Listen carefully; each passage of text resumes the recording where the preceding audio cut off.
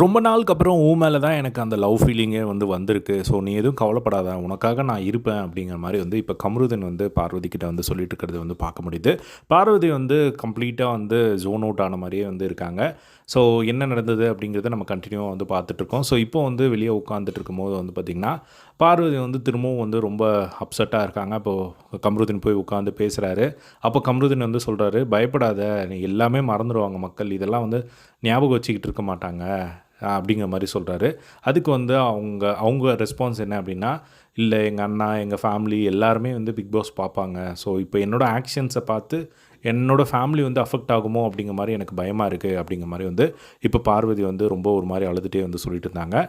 அதுக்கு கமருதீன் இருந்துட்டு, "எனக்கும் தான் லைஃப் இருக்குது. எனக்கும் தான் அந்த ஒரு கன்சர்ன்லாம் இருக்குது. ஸோ நான் உண்மையா சொல்கிறேன், எனக்கு ரொம்ப நாளாக அந்த லவ் ஃபீலிங்கே வராமல் இருந்தது யார் மேலேயும். உன் மேலே தான் எனக்கு ரொம்ப நாளுக்கு அப்புறமா அந்த லவ் ஃபீலிங் வந்திருக்கு. உன் கூடவே நான் கண்டிப்பாக நிற்கிறேன், இருப்பேன், நம்பு." அப்படிங்கிற மாதிரி சொல்கிறாங்க. அதுக்கு பார்வதி கேட்குறாங்க, "கண்டிப்பாக இருப்பியா?" அப்படிங்கிற மாதிரி கேட்குறாங்க. "கண்டிப்பாக நான் இருப்பேன்." அப்படிங்கிற மாதிரி அவர் ரிப்ளை கொடுத்தது பார்க்க முடிஞ்சுது. அதுக்கப்புறமா, "நான் உன் கூட ஒரு வாரம் பேசாமல் இருந்தேன்ல, ஜஸ்ட் கேமில் தான். அதுக்கப்புறம் உன் கூட பேசாமலாம் என்னால் இருக்கவே முடியல. நான் பேசிட்டேன்ல. நீ சில டைம் ரொம்ப வில்லத்தனமாக போவ, அதனால தான் பேசாமல் இருந்தேன்." அப்படிங்கிற மாதிரி சொல்ல, அதுக்கப்புறமா திரும்ப திரும்ப விடாமல் உனக்காக இருப்பண்டி இருப்பண்டி இருப்பண்டி அப்படிங்கிற மாதிரி கமருதீன் சொல்லிகிட்டே இருந்ததை பார்க்க முடிஞ்சுது. அதுக்கப்புறம், "எங்கள் கூட இருந்தால் நல்லா தான் இருக்கும். என் ஃப்ரெண்ட்ஸ், நான் எல்லாருமே செம்ம ஜாலி தான். நாங்கள்லாம் ஒரு காமெடியன்ஸு. நீ சிரிச்சிட்டே இருப்ப."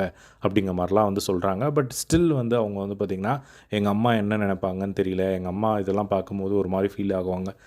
என்ன வெளியே போயிருக்குன்னு தெரியல." அப்படிங்கிற மாதிரிலாம் ஃபீல் பண்ணிகிட்டு இருந்தாங்க. இப்போது அதுக்கப்புறம் அமித் உட்காரும்போது அமித் கிட்ட அழுதுட்டாங்க. அழுதுகிட்டே, "வெளியே எப்படி போயிட்டுருக்குன்னு தெரியல. எங்கள் அம்மாலாம் என்ன சொல்லுவாங்கன்னே பயமாக இருக்குது." அப்படிங்கிற மாதிரி கண்டினியூவாக அவங்க பயங்கர அப்செட்டாக ஃபீல் பண்ணிகிட்டே இருக்கிறத பார்க்க முடியுது. So next week freeze task. So கண்டிப்பாக பார்வதி வீட்டிலேருந்து உள்ளே வருவாங்க. ஸோ என்ன நடக்க போகுது அப்படிங்கிற ஒரு எக்ஸ்பெக்டேஷனை செட் பண்ணுற மாதிரியான விஷயங்கள் தான் பார்த்திங்கன்னா, இப்போ நேற்று நைட்டிருந்து இப்போ வரையும் நடந்துகிட்ருக்கு. ஸோ இது எங்கே போய் முடிய போகுதுன்னு தெரியல. பட் டிஆர்பி வைஸ் பார்வதியோட அம்மாவோட ரியாக்ஷன்ஸ், இல்லைனா அவங்க வீட்டிலேருந்து யார் வராங்களோ அவங்க கமருதீன் கிட்ட எப்படி பேச போகிறாங்க, இப்போது இந்த ஒரு விஷயத்தை அவங்க அக்செப்ட் பண்ண போகிறாங்களா, இல்லை நோ சொல்ல போகிறாங்களா, வார்ன் பண்ண போகிறாங்களா அப்படிங்கிற பல விஷயங்கள் இருக்குது. ஏன்னா ஈஸியாக பார்வதியோட வாயிலேருந்து, "நான் வெளியே போகிறேன் வீட்டை விட்டு" அப்படிங்கிற வார்த்தையெல்லாம் இந்த பிக் பாஸ் வீட்டுக்குள்ளே வந்ததுலேருந்தே நான் கேள்விப்பட்டதில்லை. பட் நேற்று நைட் அதை சொன்னாங்க, "நான் பிக் பாஸ் என்னால் எமோஷனை கண்ட்ரோல் பண்ண முடியல, நான் வெளியே போகிறேன்." அப்படிங்கிற மாதிரிலாம் பிக் பாஸ் கிட்ட சொல்லிட்டு இருந்தாங்க. ஸோ இப்போது அதோட விளைவாக தான் இப்போ இந்த மாதிரியெல்லாம் நடக்கிறத பார்க்க முடியுது. ஸோ நேற்று நைட் இருந்தே இந்த ஒரு விஷயம் போயிட்டுருக்கு. அவங்க பயங்கர அப்செட்டாக இருக்காங்க. ஸோ இது எங்கே போய் முடிய போகுதுன்னு தெரியல. ஸோ இதை பற்றி உங்களோட ஒப்பீனியன் கமெண்ட் பாக்ஸில் ஷேர் பண்ணுங்கள். இதே மாதிரியெல்லாம் பிக் பாஸ் அப்படியே தெரிஞ்சுக்க நம்மளோட சேனலை சப்ஸ்கிரைப் பண்ணி சப்போர்ட் பண்ணுங்கள். தேங்க்ஸ் ஃபார் வாட்சிங். பை.